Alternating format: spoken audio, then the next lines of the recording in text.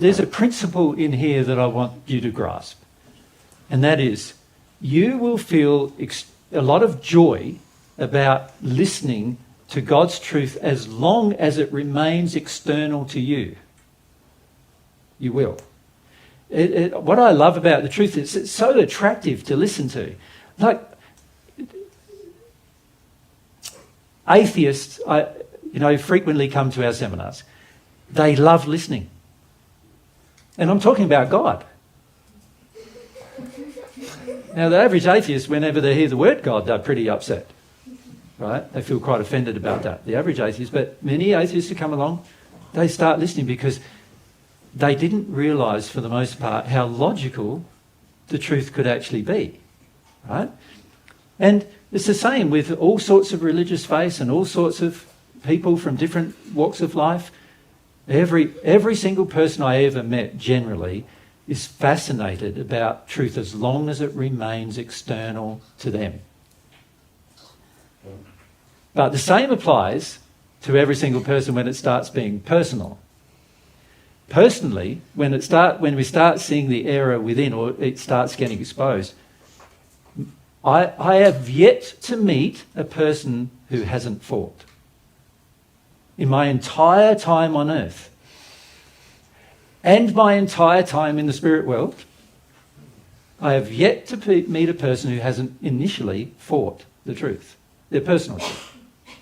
There's been no one that's initially not fought it. Well, in this life I've fought it. In the first century, not so much, right? But in this life I certainly have. So even me, I've fought it. You understand?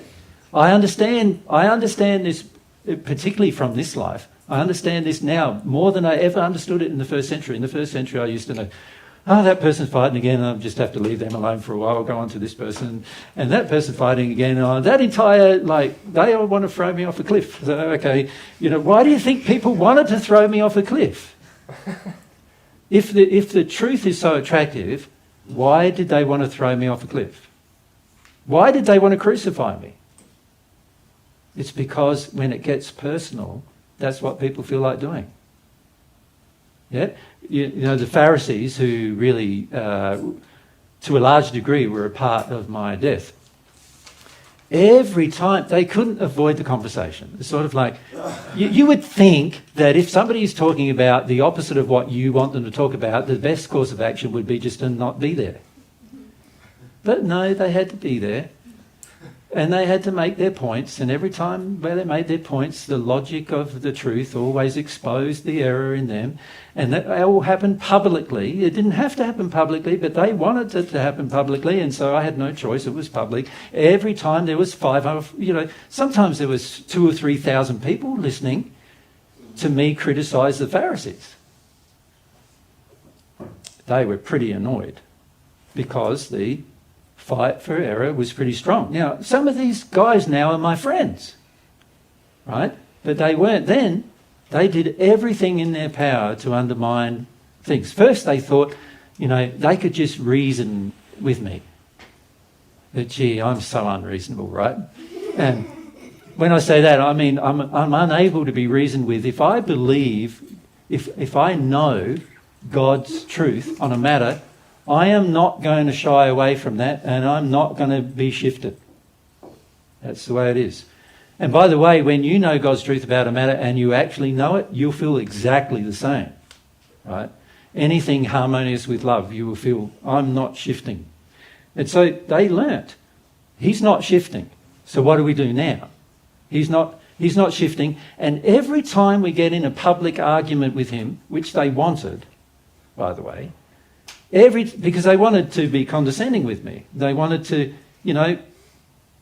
show people that I was wrong. Right? That was their motivation, right?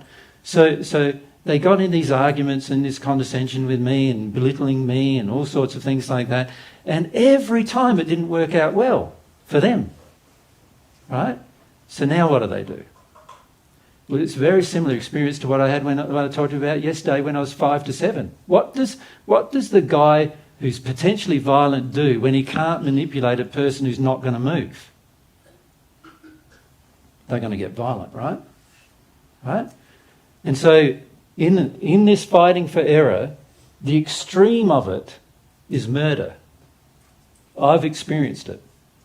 The extreme of a person fighting for error is murder.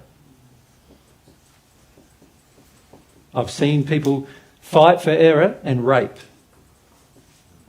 These are extremes of the fight for error.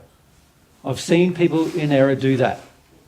They've gone so strongly into their error that they've gone to these terrible darkness in order to fight for it, right? And in my case, they reverted to murder, right? In Mary's case, the same. First century life, she was murdered as well.